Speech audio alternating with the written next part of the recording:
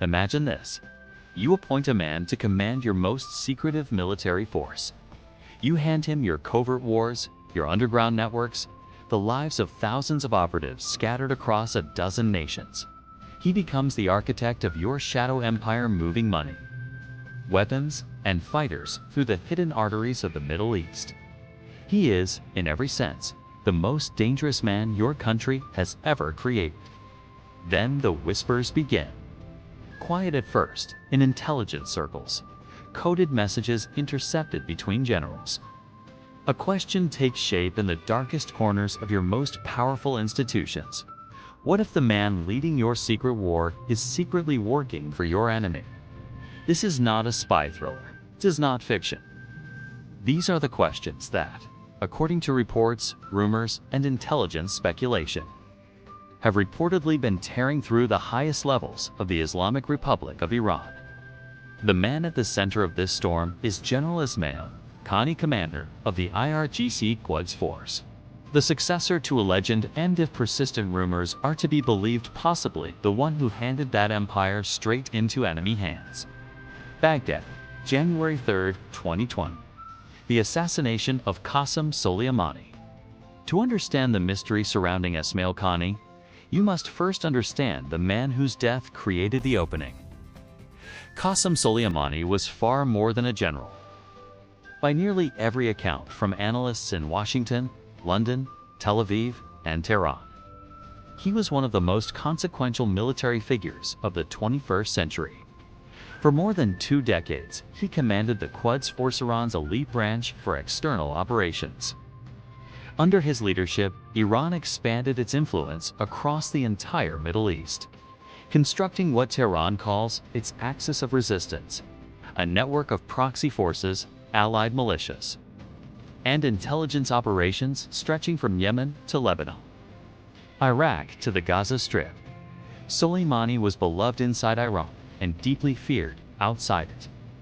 Western intelligence agencies viewed him as uniquely dangerous, not as a conventional terrorist, but because he was brilliant, strategic, and patient. He understood that the real battlefield was the entire region, and the real weapons were political influence, money, and time, not just guns or bombs. Then came that night. Soleimani landed at Baghdad International Airport under what he believed was routine diplomatic cover. He had done it dozens of times before.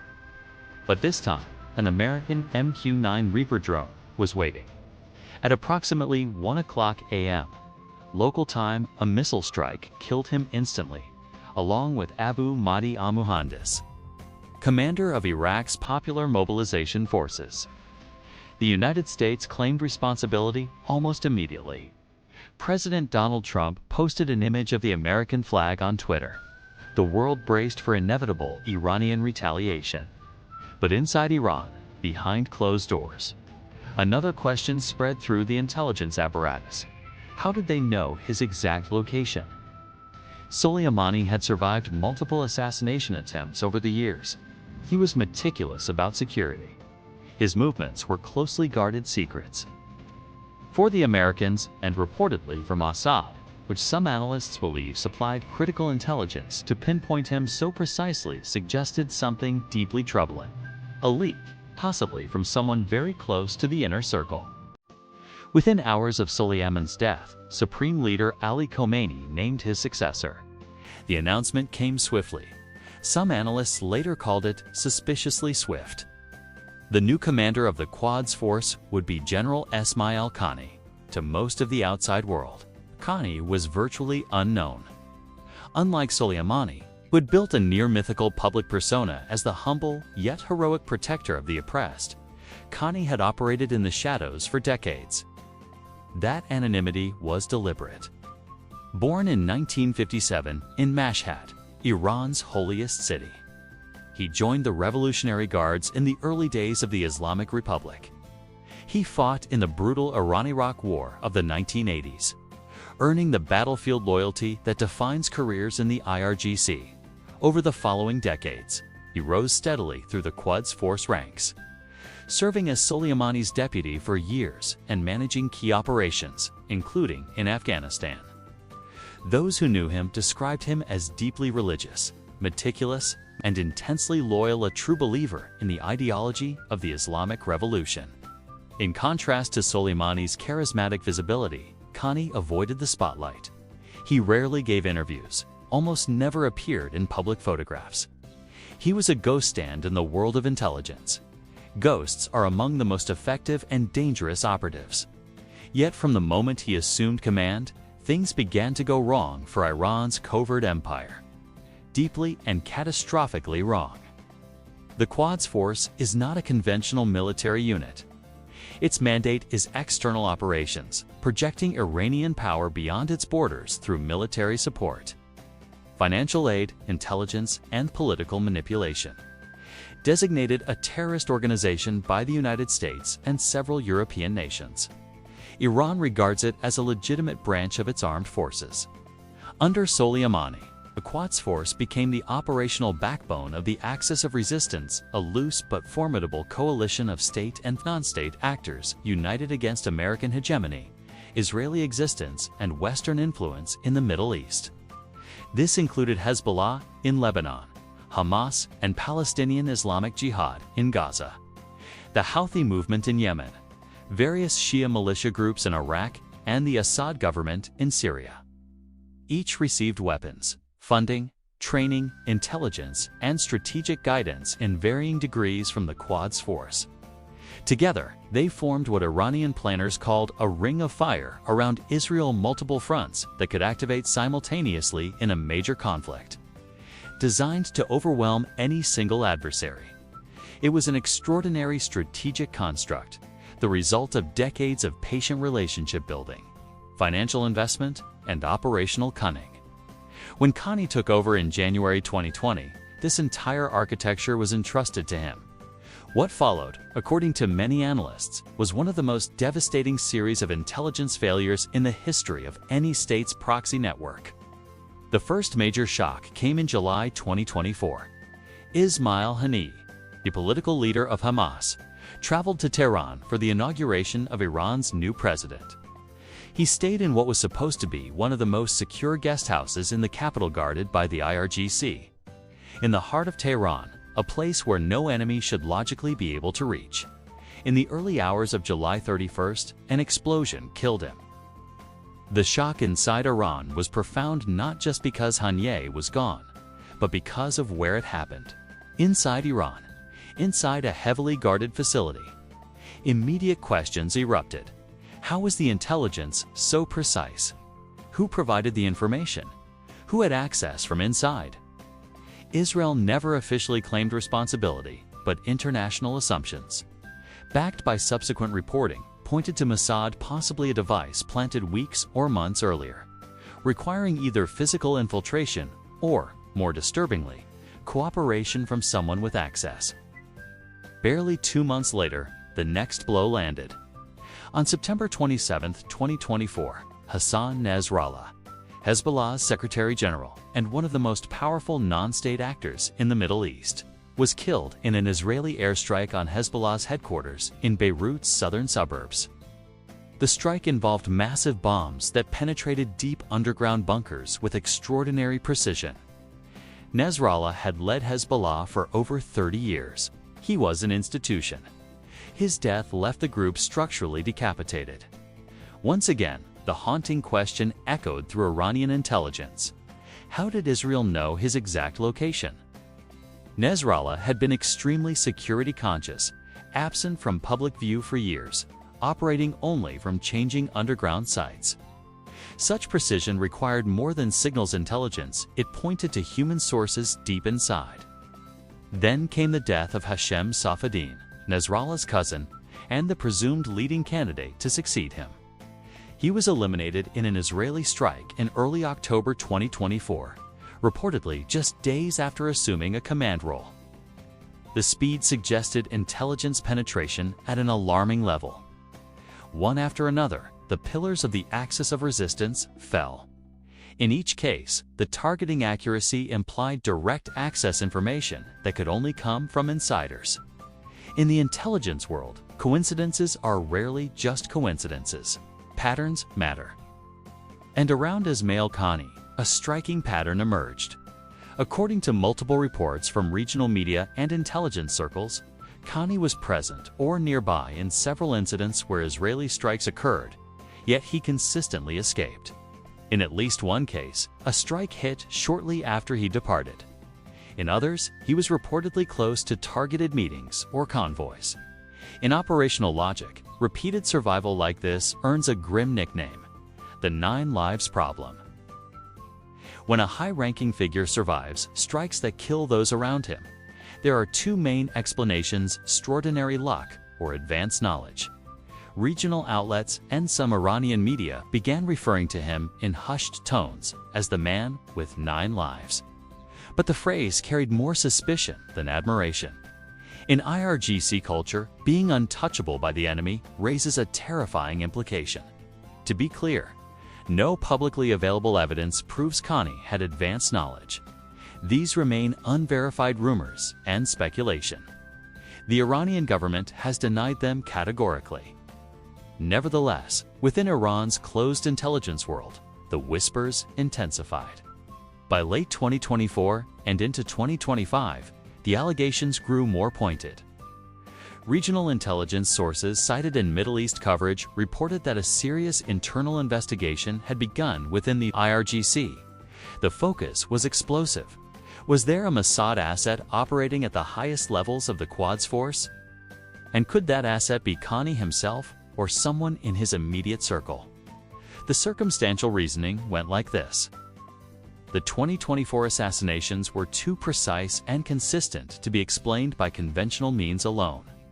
Signals intelligence can provide clues, but the intimate, real-time details suggested human sources inside the organizations.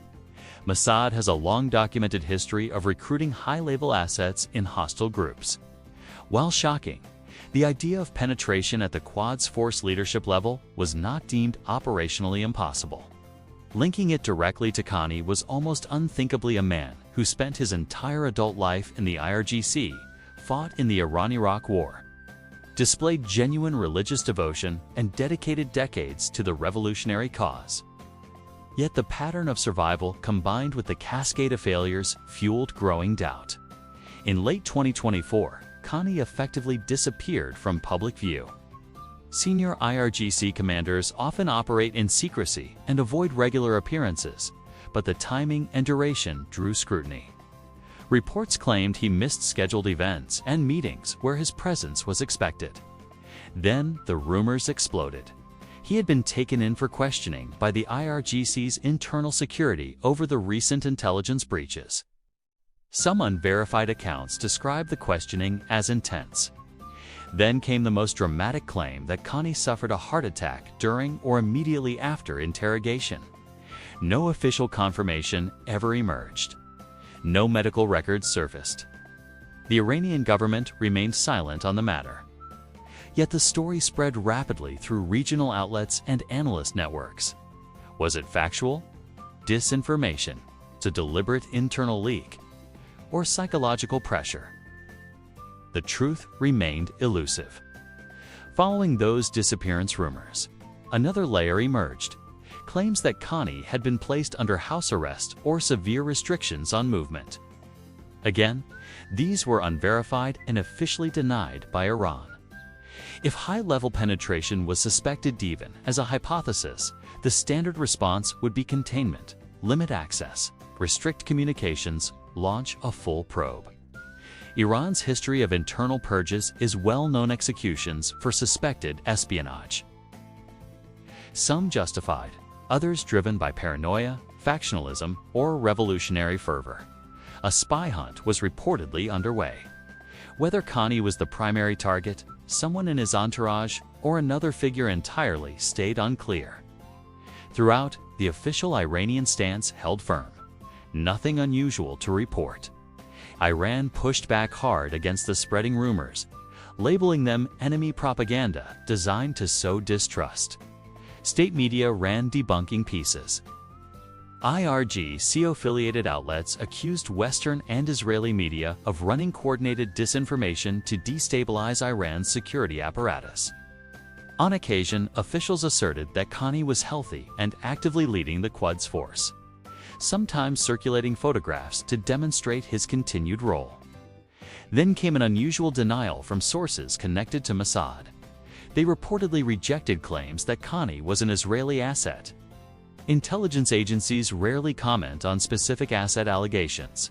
The norm is neither confirm nor deny. An explicit denial was noteworthy. Analysts offered explanations. The rumors were false, and the denial aimed to prevent a deep Iranian review that might expose real assets. Or it was psychological theater to add ambiguity. Or it served as cover for an actual relationship. In intelligence, even denials become data points, and data points are often suspect. Whether true or fabricated, the rumors functioned as powerful psychological warfare. Doubt erodes trust. Investigations consume resources. Purges eliminate capable people. Paranoia forces over-compartmentalization, slowing the information flow that makes covert organizations effective. Israel has demonstrated mastery in this domain over decades, planting a credible rumor about the Quds Force commander damages.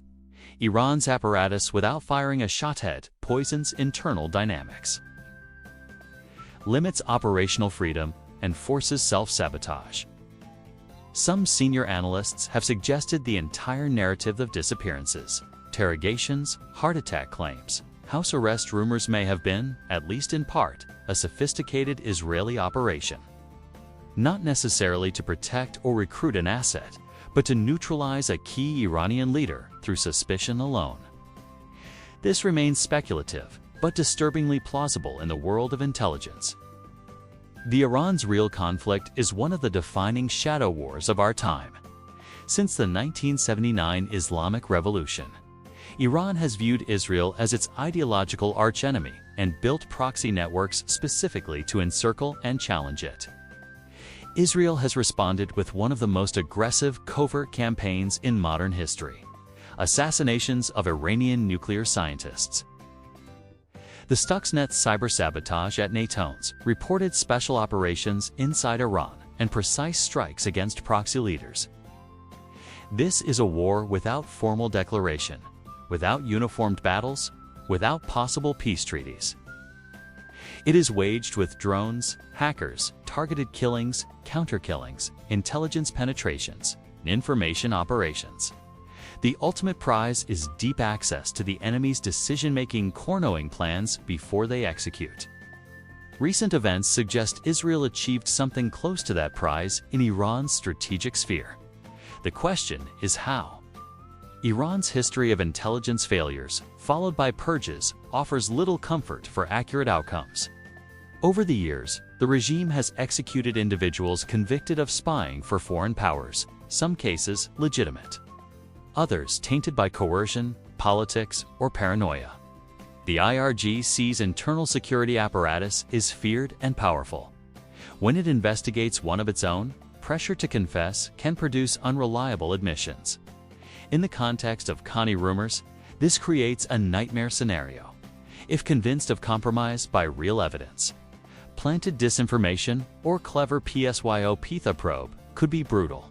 Possible results: purging a loyal commander and damaging morale and capability, exposing genuine penetration and forcing dismantling of long-built networks, or finding nothing conclusive and leaving permanent uncertainty, the most corrosive outcome of all.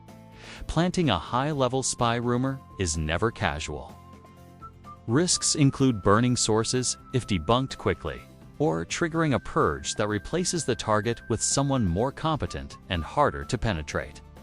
But the rewards can be immense. If an agency has a real asset, flooding the environment with competing allegations creates noise that protects the source. If no asset exists, a believable rumor can marginalize or eliminate the target without violence restricting access. Diminishing influence, sowing institutional distrust. In Qaani's case, the timing after devastating blows to the axis of resistance served multiple purposes, providing a plausible explanation for failures without revealing methods, limiting his effectiveness and injecting chaos into the IRGC at a vulnerable moment. We live in the era of narrative warfare. In a world of instant information flow, the story you shape about events can be as decisive as the events themselves. Control the narrative, and you influence perceptions of reality, and thus behavior. A single planted story in regional media can cascade to global outlets within days, gaining credibility through sheer repetition, absent hard evidence. The Qaani saga followed this path precisely. Whispers in intelligence circles became regional reports, then international analysis, then near-conventional wisdom. This is how modern intelligence battles are often won or lost, not just in physical strikes, but in the minds of generals reading foreign reports late at night, wondering if the colleague across the table is the leak. We reach the question that may never have a definitive answer. Is Esmail Qaani a Mossad asset? Was he interrogated? Did he suffer a heart attack? Date: is he under house arrest? As more recent, unverified rumors from 2025 to 2026 claim. Has he been detained, executed, or even defected following major escalations and leadership losses in Iran? Or is the entire narrative a masterful piece of disinformation to destabilize one of the world's most formidable covert organizations? What we know with certainty is limited. Iran's proxy network suffered profound intelligence setbacks after 2020. Israeli operations demonstrated exceptional precision against high-value targets. Qaani's public visibility has been inconsistent over time. Rumors of compromise have persisted for years, with denials from Iranian officials and, unusually, from Mossad-linked sources. Beyond that lies uncertainty, the hallmark of serious intelligence work. Something fractured in the covert empire Soleimani built over 2 decades. Whether Qaani caused it, became its victim, served as its scapegoat, or merely symbolized it, that answer may belong to classified files that remain sealed for generations, or to conversations never recorded. The shadow war between Iran and Israel persists. It is fought in encrypted rooms, hidden briefings. Silent calculations move like chess pieces on a board the public never sees. Secrecy breeds paranoia. Paranoia devours from within. Iran constructed one of the most sophisticated proxy architectures in modern history. Israel built penetration capabilities to counter it. In their mirror image rivalry, the supreme weapons are knowledge and its dark twin, doubt. The battles we witness in Beirut skies, Tehran streets, Gaza Rubal are only the visible edge. The real war unfolds in darkness, where truth is often the last casualty. The ghost commander, the man with 9 lives. A mystery that endures. If this raised questions you had unconsidered before, if it pulled back the curtain on a hidden corner of geopolitics, then subscribe. Join others who want to look deeper into intelligence operations, rivalries, and untold histories. Share if it made you think. It's like to help reach more people. Sources are listed in the description. The shadow war never stops, neither do we. Disclaimer: this script is for educational, analytical, and journalistic purposes. It is based solely on publicly available reports, media coverage, analyst commentary, and unverified rumors circulating in intelligence and regional outlets. Claims regarding interrogations, heart attacks, house arrest, espionage links, executions, or other dramatic events remain unconfirmed speculation, not established facts. No assertion is made that any individual is or was a foreign intelligence asset. Viewers are urged to consult original sources and form their own judgments. In the intelligence world, truth is frequently the final casualty.